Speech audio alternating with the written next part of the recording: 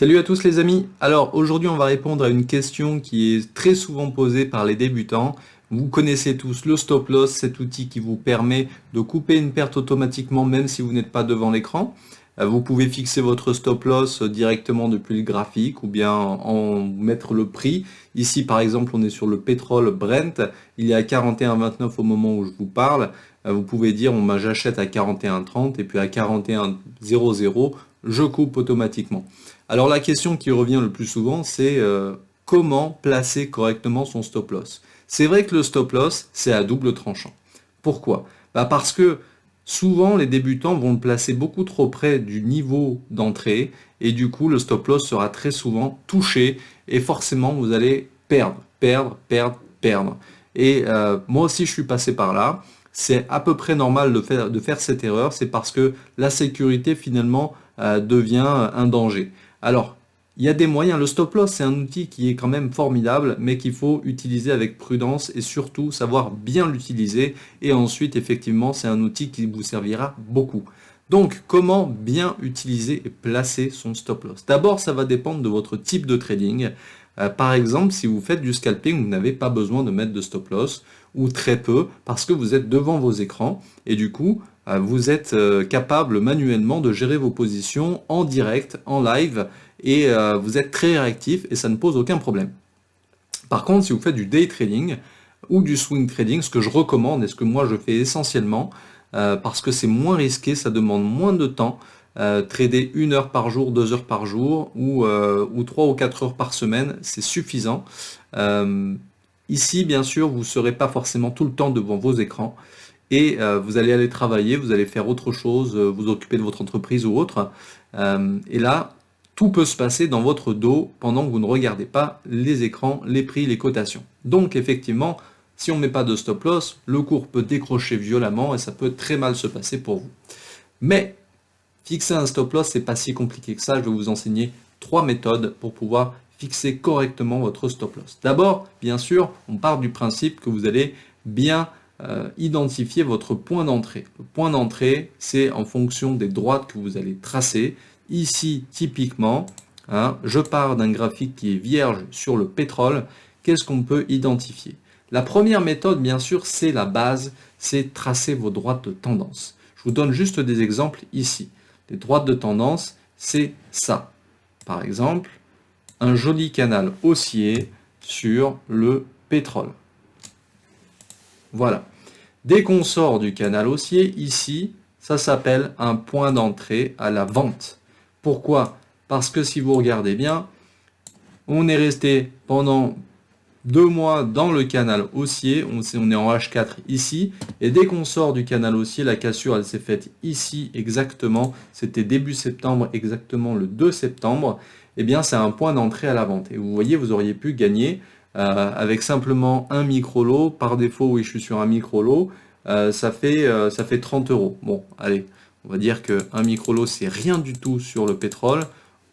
Un mini-lot, c'est quand même beaucoup plus raisonnable et à la portée d'à peu près tout le monde financièrement, eh bien ça fait 327 euros de gain. Ça, c'est de l'analyse technique, c'est très facile. Donc identifier son point d'entrée, c'est capital, et ensuite ça va définir bien sûr votre stop loss. Typiquement ici, point d'entrée à la vente, en short. Qu'est-ce que je peux identifier comme niveau intéressant au niveau du stop loss? Eh bien, on va tracer la droite sur les plus hauts. Regardez, comme ça, on voit bien que ça a touché à ce niveau-là plusieurs fois. 1 fois, 2 fois, 3 fois, 4 fois, 5 fois. Et bien voilà, moi c'est comme ça que je l'aurais mis mon stop loss si j'avais shorté à ce moment-là précis. Je suis plus prudent, donc j'aime bien avoir une confirmation de signal vendeur. Je ne m'engage pas tout de suite, je suis un trader assez prudent, mais c'est ce que j'aurais fait si tout de suite j'avais voulu saisir l'opportunité du short sur le pétrole. J'aurais mis mon stop loss ici. Donc tracez vos droites de tendance et allez identifier les plus hauts, les plus bas. Ça vous servira à identifier le stop loss en fonction du fait que vous soyez vendeur ou acheteur. Ça, c'est la première méthode. La deuxième méthode, c'est les retracements de Fibonacci, qui est un outil qui est absolument formidable pour pouvoir identifier justement des niveaux techniques. Voilà, on se place sur des plus hauts et des plus bas. Et par exemple, ici, on va se rapprocher et vous allez voir que ça peut être très efficace. Vous voyez qu'ici, par exemple, les retracements nous identifient un canal. Donc, si je suis acheteur à ce niveau-là, typiquement, parce que là, tout à l'heure, j'ai pris un exemple à la vente, maintenant je vais prendre un exemple à l'achat. Mettons que vous soyez acheteur ici, ce point d'entrée-là pour prendre la hausse qui a suivi, eh bien, vous auriez mis votre stop loss sur le retracement de Fibonacci qui correspond au 61.8. Voilà. Et ça aurait fonctionné puisque c'est un niveau technique très important, c'est un support.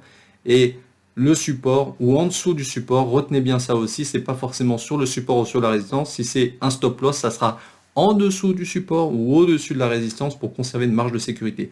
Parce que le cours aime bien aller jusqu'au support ou à la résistance, mais pas plus loin.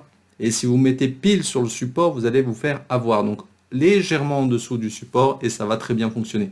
Ça, c'est la deuxième méthode. La troisième méthode, on continue et j'allège un peu le graphique, c'est les moyennes mobiles. Là aussi, il y a des choses intéressantes à faire. Si on est sur du H4, on va plutôt faire du court terme. Donc je vais prendre des moyennes mobiles à 20 et 50 périodes. 20 périodes comme ça.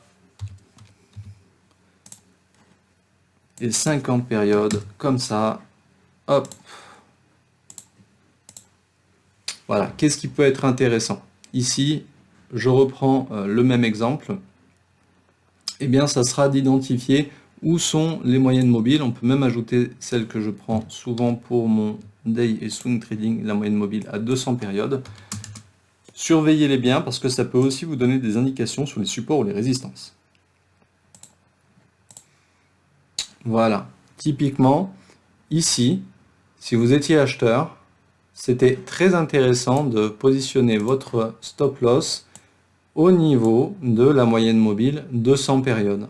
Parce que vous voyez que ça a touché, donc légèrement en dessous, même principe que pour le support, et ensuite c'est remonté directement. Ça peut être assez pratique d'utiliser cette moyenne mobile pour pouvoir fixer son stop loss. Voilà, vous voyez, 3 méthodes simples et à la portée de tout le monde pour fixer son stop loss sans se faire avoir et sans qu'il soit touché systématiquement. N'oubliez pas que c'est un outil qui est déterminant dans votre réussite. La gestion des pertes, c'est ce qui fait que vous serez gagnant à la fin de l'année. Donc, utilisez-les correctement et surtout sérieusement. Voilà, ça sera tout. Bye bye.